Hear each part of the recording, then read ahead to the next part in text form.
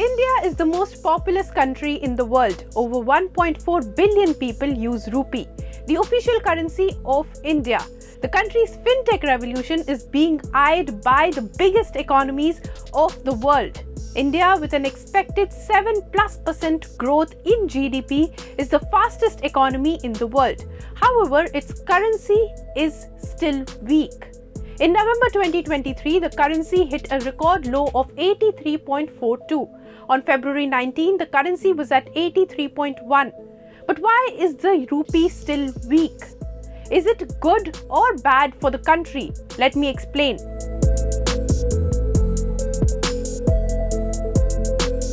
In recent times, when India is stressing on internationalization of rupee, the currency is valued at a whopping 83.1.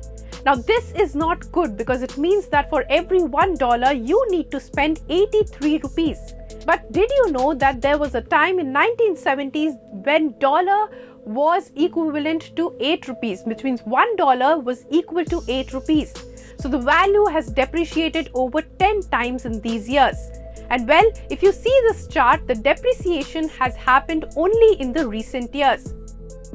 First, let's understand how the valuation of rupee works. Reserve Bank of India, or RBI, which is India's central bank, controls the valuation of rupee through monetary policy tools and currency intervention. Recently, RBI has been intervening too much to maintain the value of the currency. Now, this is done by buying or selling the US dollars, which in turn influences the demand and supply of the rupee. Rupee is heavily influenced by international conflicts, trade and relations between countries. For instance, if India exports more than it imports, then the value of rupee will go up because the demand of rupee goes up too. India exports a huge amount of goods, but its imports are still higher. This is determined by India's fiscal deficit. The government, through the interim budget this year, indicated its focus on reducing the deficit as its priority. Notably, India's current account deficit has narrowed sharply to 1% of the GDP in Q2 FY24. Current account deficit, or CAD, means that the country will pay more than it earns from external sectors, which means that there would be excess demand for the dollar. A narrow CAD means that the demand for the dollar vis-a-vis rupee decreased. Now, while a deficit devalues a currency, it also fuels economic growth.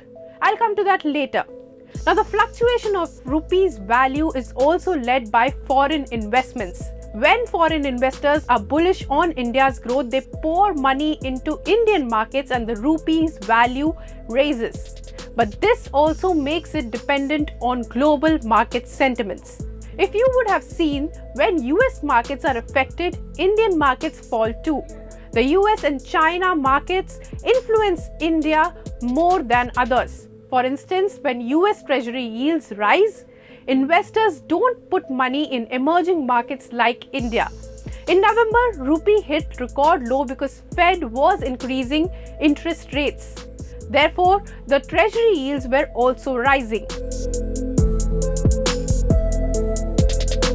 Now, it is not like RBI cannot increase the value of rupee. It has various tools. First, it can increase the interest rates and increase the foreign inflows and thereby increase the demand for rupee. But this can affect the economy as high interest rates mean high inflation and more unemployment. Another thing RBI can do is buy or sell foreign currency, mostly the US dollar, to increase the value of rupee. When RBI sells US dollar, the value of rupee increases as the supply of rupee decreases. It is basic supply and demand math. When supply increases, demand decreases. When supply decreases, demand increases. And lastly, and the most basic one that we learnt in school, is the open market operations. RBI buys or sells government securities. Selling government securities increases the value of rupee, while buying the securities decreases the value. Now, why is RBI not increasing rupee's value? We know that India is growing faster.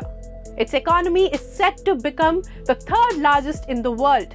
So practically, we have learned that a strong currency or a strong rupee is not directly indicating the growth of India as of now.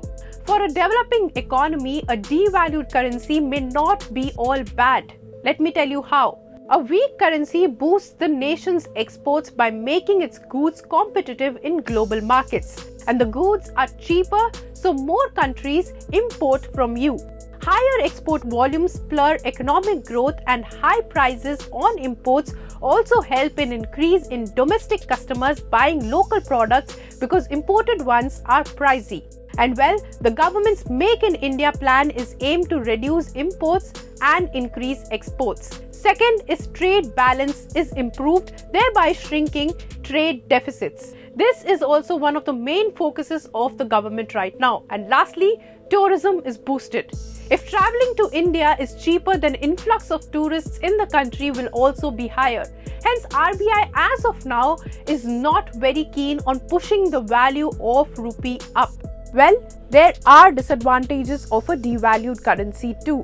The import prices go up, so imported goods become costlier. It reduces the purchasing power of the customers. There is investor uncertainty. Foreign debt gets impacted. Inflation increases at times, and so on. However, the impact is different for different economies. The point to note here is that the Indian rupee was one of the best performing currencies and the least volatile among the global pairs in 2023. It was the most stable currency among the emerging markets. And this despite global geopolitical concerns and strengthening of the US dollar. As per RBI, the stability was owed to India's sound economic fundamentals, including the easing CAD. And the World Bank also says that India may receive an estimated $135 billion inward remittances in 2024, and it would remain the largest recipient of remittances globally. With this and a strong influx of FPI inflows, the CAD could be manageable in FY24 and FY25. So well, the focus on reducing the deficit may push the value of the Indian rupee higher, but even now, the country in terms of economic growth remains largely unaffected by the value of the currency, with its markets hitting record high and the economy growing faster than ever.